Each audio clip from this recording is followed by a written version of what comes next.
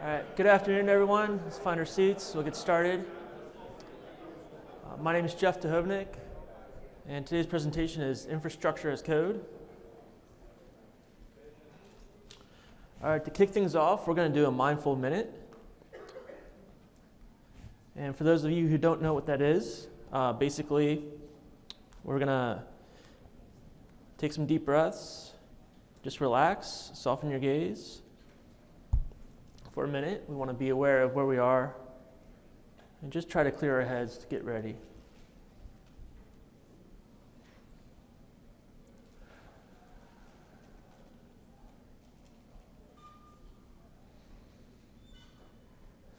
If you have any thoughts float through your head, maybe stresses of the day, just try to label them, let them float away.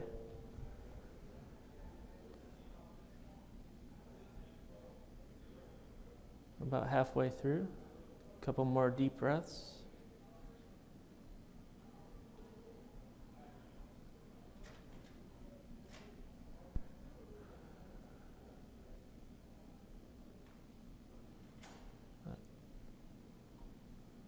And 10 more seconds.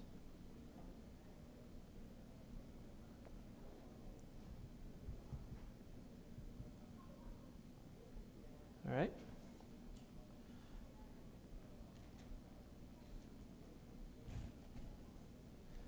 All right, continuing on. Who am I? The who am I slide. I said Jeff Tehovnik. I work for Rackspace Government Solutions. I'm a senior NetSec product engineer. And don't let the term product throw you off too much. I still do NetSec, so firewalls, IDS, IPS, that kind of thing. I kind of didn't know what product it was before I took the job. So in my interview, the boss pretty much said, hey, you know this is product. So I develop new things and I'm not on call. He said, yeah. I said, great, sign me up. So learned a lot about the product development process and cycle, learned a lot about the business side of things in my new role. So really happy to be there, really happy for my security background that I've gotten along the way. As you can see, I like Python. I've been deep into AWS and been doing DevOps. I'm now a security connoisseur, not so much of a practitioner, not doing the day-to-day operation stuff. I have a family. I'm an avid hockey fan. Any other hockey fans in the room? All right. And I'm in enemy territory, so I won't say. But I do. I grew up in Pittsburgh. So I also do woodworking, and I am an avid reader as well. All right, so real quickly, this is not a prescriptive presentation. I just want to get your wheels turning, thinking about things. So as I present ideas, it's not meant to be a solution, but more of a thought or something you could take back and think about. There's a lot of links in this presentation, so I encourage everyone to download and follow the links and get some ideas, get some more reference material to read up on. Also, this is not a security-focused presentation. So the question is, why am I here? I'm at a security conference. Well, I think a couple of reasons. Number one, I'm among friends. I've been to RVAsec quite a few years now, so I know a few folks in the audience, so that's great. But also, my coding skills are not good enough to be presenting at a developer conference. But I know amongst hackers, the idea is, get it to work and you're good. So I got my code to work, so I think I'm good. Any developers here? All right, cool. You guys can probably spot some inefficiencies pretty quickly. All right, so to kick things off, this is kind of the roadmap of what we're going to do, what we're going to talk about, terms and definitions, so we're on the same page, theory, principles, and concepts, some pseudocode, some modeling patterns. As you can see, we're going to go a little bit into some developer theory, some developer concepts. Also, I'm going to mention the cloud. As I said, I've been working in AWS, so my references are in AWS, but the theory and concept should apply to the 3 major public clouds as well as private cloud. All right, so the first is, why would you do infrastructure as code? And, pretty much there's some obvious things. You save time on deploying. You have a consistent deployment. All these things are obvious. But really, when you look at leveling up, you look at your drive principles and stuff, it really becomes apparent. And we'll see that with object-oriented programming, how that ties into infrastructure as code. Making that bridge is really crucial in getting to that next level. All right, so some terms and definitions. Infrastructure is probably obvious things: routers, switches, your infrastructure that makes IT run, your database servers, your app servers, your load balancers. But also infrastructure in this case, when you're coding, you want to think about things like your IoT. You want to think about things that are connected but maybe not managed, so you can apply code to those things. So it's not just your typical IT infrastructure, but everything. Infrastructure as code is management code. Then some programming concepts, object-oriented programming. I used to hate this concept because I didn't understand it, but once I started understanding it and using it, I really started liking it because it made my testing quicker and easier. It made my development a lot faster. It just made my flow so much better, and it got rid of my ugly scripts that I was creating. All right, so what's the big idea? We went through some obvious advantages, but breaking that down to a business case. We talked about saving time, increased and easier security. So there's our security mention. There's a talk tomorrow at 1 o'clock on security with infrastructure as code. So good follow-up talk to today's presentation. Also compliance with your code repo and version control. Any auditors in the house? All right, so what do you guys think? Infrastructure as code. If all your infrastructure was in code, you'd be pretty happy. You'd be able to see everything right there. What's deployed? How is it deployed? What's the configurations? You don't have to go out to every device and look, I can just check my code. I can see the version control and history. So who changed what and why is real big. With code, versioning, and repos, that becomes readily apparent. Some other not so obvious benefits. Code is documentation. So if you've ever written documentation, you got to be a real special person to really like doing that. I know there's tech writers that enjoy that, but I'd rather code things, and I think most folks here in the audience are more of that development type person. So instead of writing your code separate, why don't you just keep it all at once? So another not so obvious benefit. Rolling back, your version control. You make a change, it's easier to roll back. We'll get into that a little bit more with the CICD stuff. It's reliable, it's repeatable, it is manual when you're just doing IAC. If you go into DevOps, it's not so manual anymore. It also enables business process automation for you business types. There's your buzzword. Tagging, we'll talk about that as well. All right, so principles and concepts. Let's follow some practices. I didn't use as many memes as I did last presentation, so here's a couple for you though. Some days I feel like the Dos Equis guy, some days I feel like the Husky.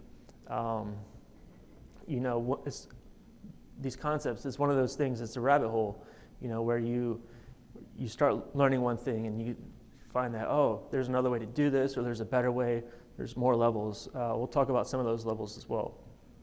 But really, the big title, what's wrong with your 2,000 line script? Anyone here just have a huge script that they run?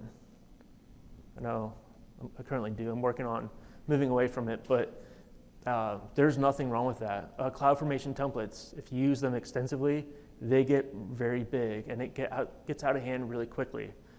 So there's nothing wrong with it though. If you like doing that, if you are comfortable with your CloudFormation template, that is code. It's infrastructure as code.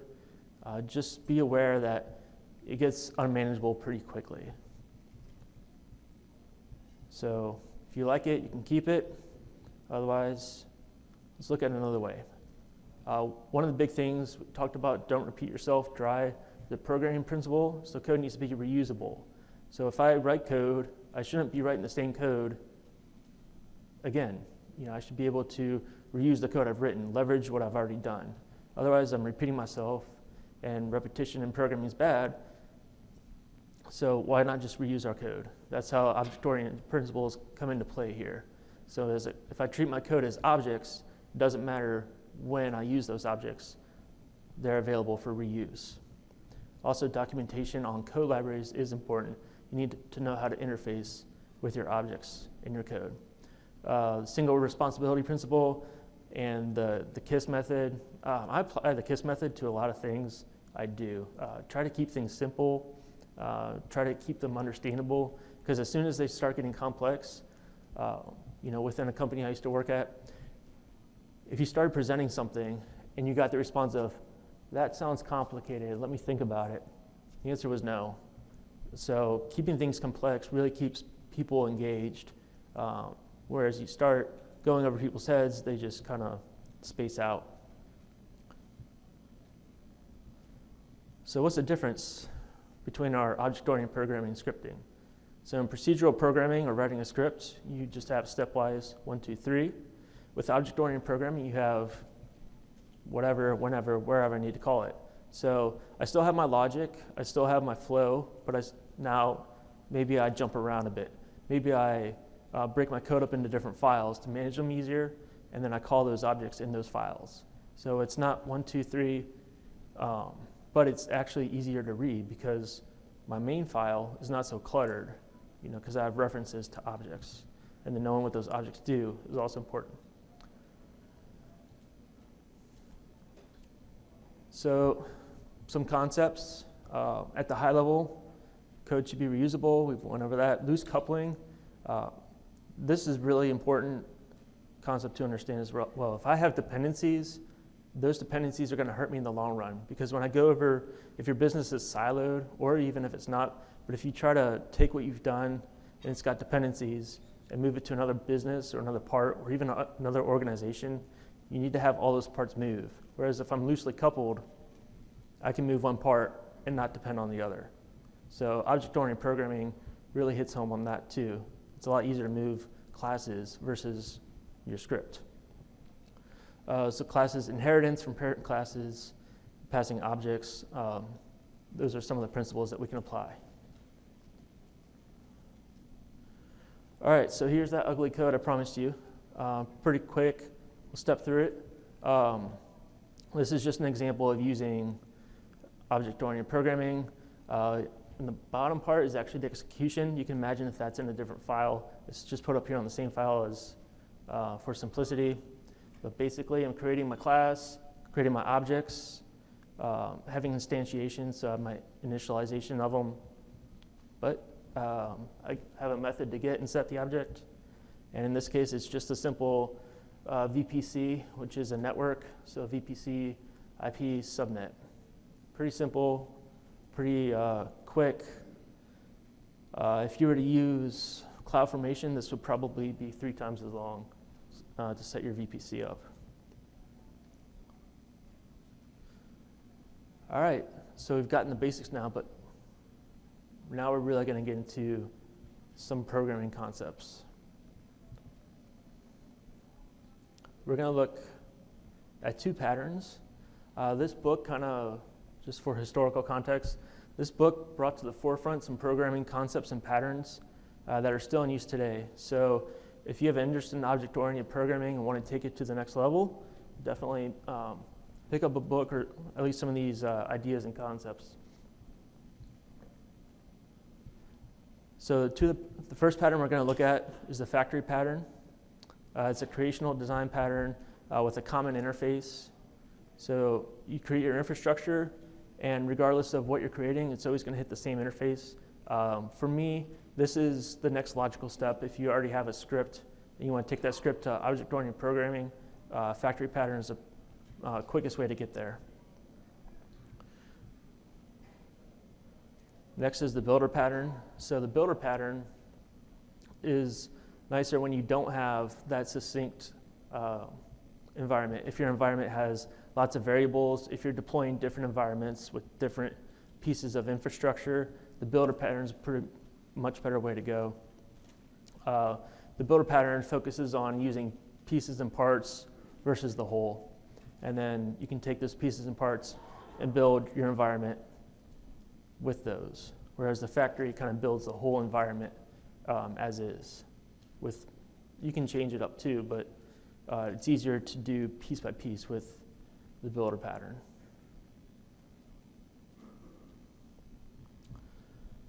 Okay, so moving into modeling complex information systems. All right, so this is something that I've presented actually at one of the RVAsec monthly meetings. It's my automation worksheet. And basically, it's very simple, but it helps me get my thoughts down. To move this into an infrastructure as code worksheet, mostly get my prerequisites. So I'm going to think about things like, what are my dependencies? What do I need to be successful?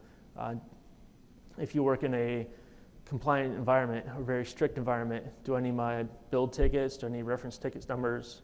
What modules might it need? We saw the IP address module in the earlier code. What other modules might I need? Do I need to test those modules before using them in my code? Existing classes other people have written. Do I already have code I can leverage? Additional resources I'll need. Do I need other developers? Do I need network configs? Warnings, known issues, gotchas I might hit. Timeline's probably a good one to add in here as well. So my pseudocode, this is a great programming concept that I like to apply, but basically I import my modules. This is what I'm going to do. I don't have to worry about my syntax. I don't have to worry about if it's going to work. This is just getting my thoughts clear and getting my steps defined in how I want to actually build my infrastructure. And even this, to me, is a little bit more detailed. I like to personally go a little bit more free-form than what's on this page.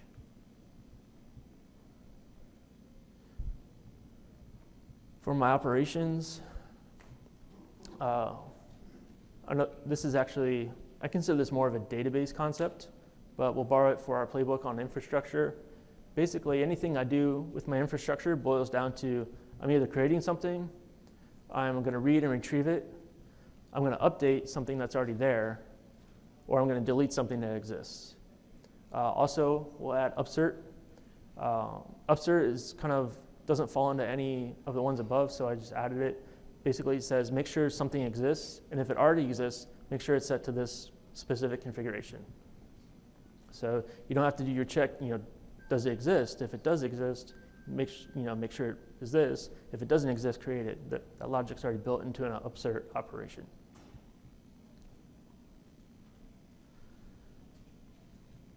So now we need to map this to our infrastructure as code practice and principle. How do we do this? Well, everything is an API call today.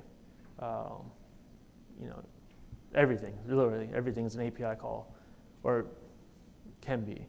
So mapping that to our CRUD operations is pretty important. The most obvious and common one is Git. Git does a few things. First off, it's very easy to accomplish a GET request. You don't have parameters generally, but the GET request also tests my authentication and authorization. So if I can do a GET request, I know that that's good to go. I can move on to doing more complicated things like doing updates, doing deletes. Patch, I don't really use very much, but it is there. Post, probably more so. Put more so. All right, anyone here use Postman? All right, good.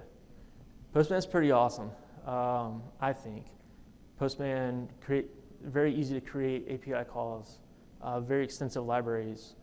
They now have modules available. You just download the module, fill out your parameters, and it creates your API call.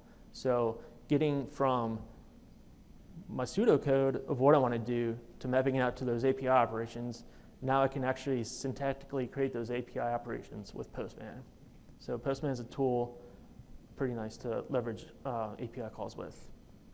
Here's an example. This one using the AWS library, again, just fill in your parameters, pull your data.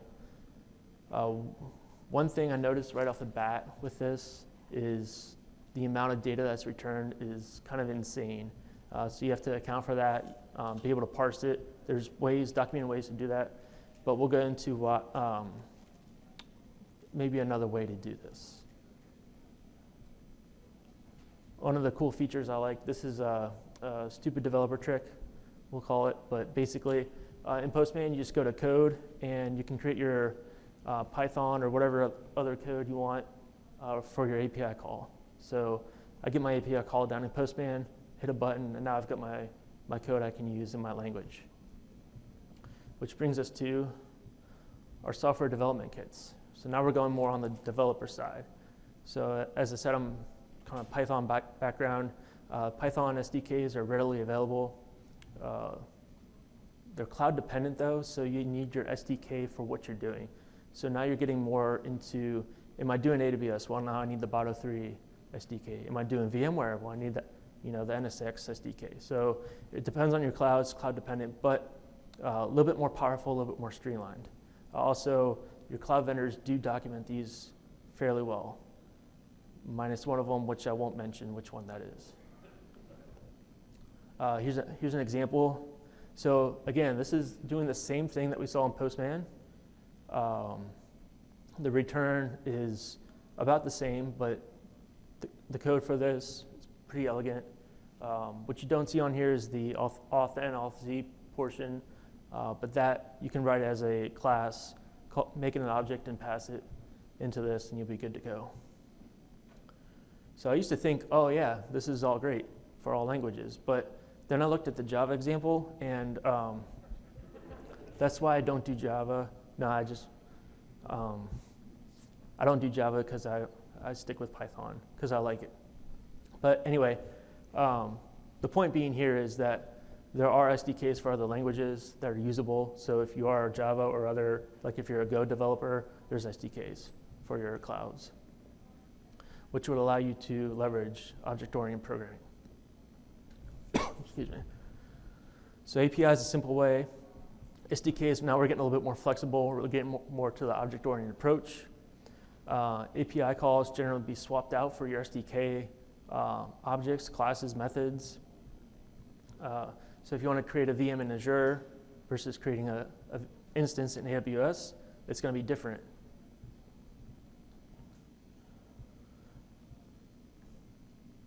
All right, so now we get a little bit more into some different tooling. This is configuration management tools. So your Puppet, Chef, Ansible, excuse me, those type of tools. We're going to leverage those for clouds.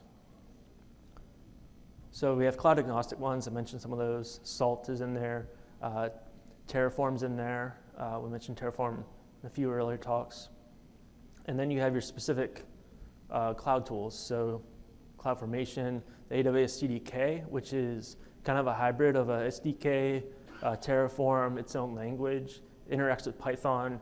So the CDK is kind of the dark horse in all this. Azure Resource Manager templates, GCP has theirs, and then VMware vRealize Orchestrator, they do have a SDK, I believe. Definitely do have an API and a GUI. Your templates basically define your infrastructure. I want this. Defined, go.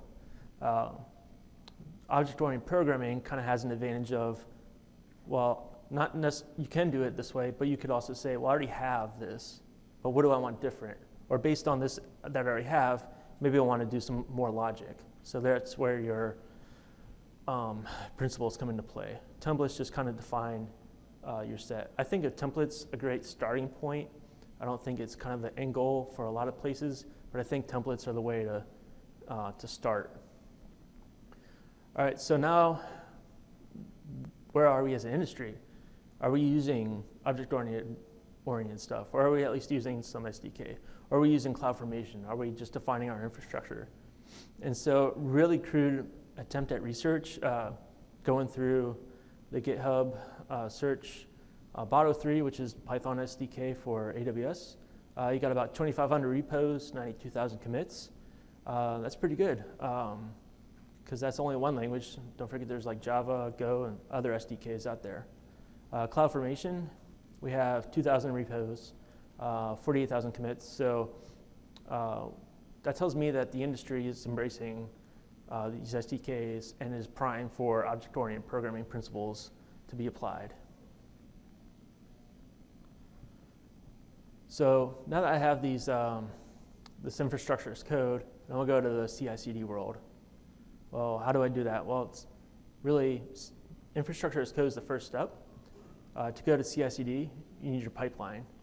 In your pipeline, you're going to do your builds, you're going to do your tests, and then you're either going to deliver or deploy, depending on compliance requirements or how comfortable you are with doing a full automation suite. For my industry that I work in, the federal government, it's mostly delivery because you need at least one manual process in there to be the gatekeeper to say go or no go. There's lots of opportunity for automation in your CI/CD pipeline, of course. All the cloud players have various tools to automate this. The big thing to take away here is there's a lot of information coming in for DevOps and CI/CD, but start small. Just pick one thing. Like maybe I have a firewall that I want to start automating on. So I'll start writing some code. We'll put that code into a CI/CD pipeline just for that one firewall, and then start expanding. Well, maybe I want all these other firewalls, and then start from there. Definitely don't try to eat the whole elephant at once. You do have the security benefit in your CI/CD pipelines. So now, don't forget our audit logs for infrastructure as code. We know who implemented a change because they wrote the code. We know what changed. Once we go to CI/CD for auditors, we know when it changed because we have logs of that pipeline run, and we know where it changed. We know where the code was applied and to what environments. If you're looking for some more training on this, SANS Sec 540, which I'm currently taking, is a great resource for this as well. But CI/CD to DevOps, so there is a difference. Frequently, you kind of hear the terms interchanged. You say, oh yeah, we're DevOps. Well, are you DevOps or are you just using a CI/CD pipeline? Well, what's the difference? So here we have the Agile Manifesto. Who's seen this before? Yeah, okay. Yeah, it's been around. It's kind of the start of DevOps. It's really a great read. If you get time, I encourage you to read it if you're thinking about DevOps, but it explains, what DevOps is. It's not a tool. It's not a technology. It's something that the whole organization needs to buy into. It's something that's more about the processes. It's something more about people working together, how to respond to changes versus having the postmortems and stuff. Also, you need support throughout the entire org because in DevOps, you're not going to be working in a silo. You'll be working with everyone. So that said, let's go over a quick review. I would define some terms, object-oriented programming, classes, methods, all that stuff. That's something to be more read up on and not so much something to be memorized.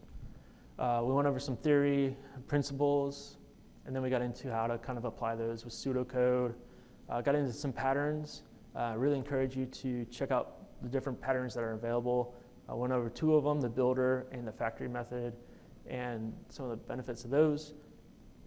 We went into modeling complex information systems and finished up with config management tools going into CI/CD and DevOps. So for that, went really fast. So left a lot of time for questions. So any questions?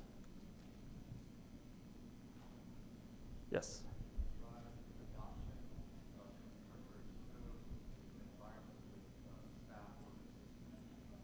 That's a good question. So how do you drive migrating to infrastructure as code with staff who are resistant to change? Well, that one is actually fairly easy. So you start small with the small, quick wins. So pretty soon, the rest of the staff is going to notice that you're sitting there drinking your coffee while your code's being deployed or tested or done, and they're writing their code, or they're managing their infrastructure, or they're building and configuring things. Like the network team is a great example. As I said, I have a security background focused on NetSec. So this is one thing that we're currently going through, which is managing firewalls. Anyone who's managed firewalls or touched firewalls or looked at Cisco IOS knows that it's a bear. And so if you have your network team focus on like one firewall and say, okay, here's our code to manage this firewall, and then start applying that, well, they'll start noticing the benefits. It's quicker, it's easier. I'm not stressed out because I'm not worried about mistyping a configuration or an ACL that takes down the network. You know, I have my code, it's been vetted, it's been peer reviewed. That's another big part of this, which also helps with audits and compliance. So I'm less stressed out. Okay, so that starts catching on. So pretty soon your network team starts catching on. And then so your database team notices those network guys, they sure do drink a lot of coffee. I wonder who's managing their network. Oh, it's code. Oh, their code repos. The code repo is a big one too. You know, everyone likes to contribute to code repos. You can see what's going on. So pretty soon your database team goes, you know what, the SQL queries, I don't really like writing those every time. Let me put them in this code. So that's a good way. Start realizing the efficiencies. Start small. Small, quick wins is a key to success. Yes? Just wanted to jump on that. A real example, I work for a public school district. We have 37 schools, and we ran into this problem where each school has a router on it. And I noticed that there was an admin, a local admin login on a sheet for some of the less organization. And the only solution at the time was the SSH of one of these routers and remove that login. And it was just like, need to figure out a way to solve this problem. And that's how I got into Ansible and the security benefits and the ability to audit your code and audit your infrastructure and manage it essentially. The benefits are apparent immediately. And if you're resistant to change, I think your methodology is spot on. Just start with small wins. You find a problem that needs to be solved, and you'll see how easy it is to solve, and you can move on from there. And Juniper's integration with Ansible is incredible. It breaks the board for it. Yeah, that's another nice thing to point out is a lot of the organizations, a lot of the big enterprises have recognized the value of infrastructure as code and DevOps and the movement towards it. So you are starting to see a lot of vendors and manufacturers integrate with things like Ansible, Puppet, Chef. You know, they're starting to write their own modules, putting them on GitHub so you can see what the code does exactly. So if it fits your needs, or even if you want to contribute to it, it's there for you. So thanks, it's a great example. Any other questions? Yes?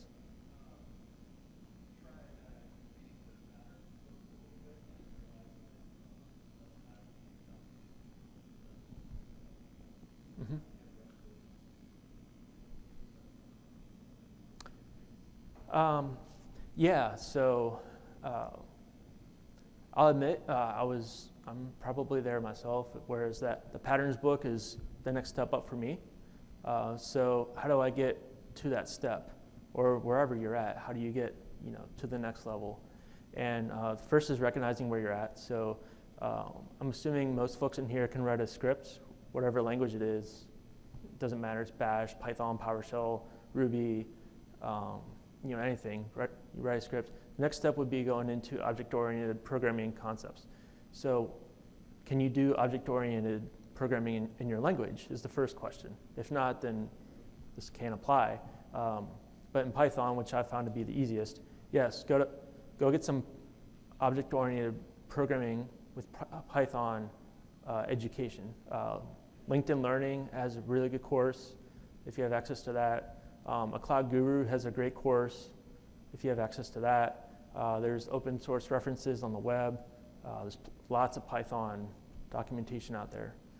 Again, that's my background. If you like Go or whatever, I'm sure there's resources out there. So start going into object-oriented programming. And once you get comfortable with those concepts, like I showed, decorators, there's like magic methods, all that kind of stuff that's maybe foreign to someone who just does scripting. Once you get comfortable with object-oriented programming concepts, then go into your patterns, and it'll make a lot more sense. Because if you just jump into patterns, it can be very, very overwhelming. Good question. Yes? If you're looking at a small organization with a limited amount of staff, you're talking about evolving to CICD and DevOps. I understand segregation of duties is a pretty big part of all of what we're talking about here. And understanding that you're probably not going to rope in your developers to help manage your infrastructure, most probably. Has that been a problem in your experience? We're trying to create that. Because I don't know if it's actually looking or cares that segregation of duties is in place, but do you feel that's a thing you have to contend with? And so, how do you address that? Right. Good question. So the question is, if you have a smaller organization or if you have an organization that's focused on segregation of duties, how do you move that to DevOps? And I think the response for a smaller organization is pretty simple. Or not simple, it's probably easier to get folks on board because you work with everybody. So you can evangelize, hey, we want to move to DevOps, we want to be agile, and knowing everybody, you can work with everybody. The second part of that question, the segregation, is a little bit harder because you can't really have your segregation and have your DevOps coexist. You have to say, I might be a NetSec developer, but I have to work with the Windows developer now, and we have to make networking work together. Or for prime example, you have an organization who hires sysadmins, right? Sysadmins to manage your systems. Well, if you notice here, infrastructure as code is more about development than system management. Yes, I need my parameters to know, maybe what processes I need open or system management type stuff, doing IAM. I still need that expertise, but now I put it in code, so I need that added developer code. So a little harder to do with segregation of duties, but keep in mind, you still need that segregation of expertise maybe working together. That's what I would probably say would work. So yeah, definitely, as you saw in the manifesto, not so much segregated, more about working together, cross-collaboration. And that's how Agile works. So if you have a company say, oh, we're moving to Agile, say, great. Can't wait for everyone to start working together and break down these silos. Any other questions? Okay, great. I'll be around tomorrow if anyone has any discussions. Again, I encourage everyone to look at the links on the slides in the slide deck. It'll be posted shortly. And thanks again for attending my presentation, and hope you enjoy the rest of the conference.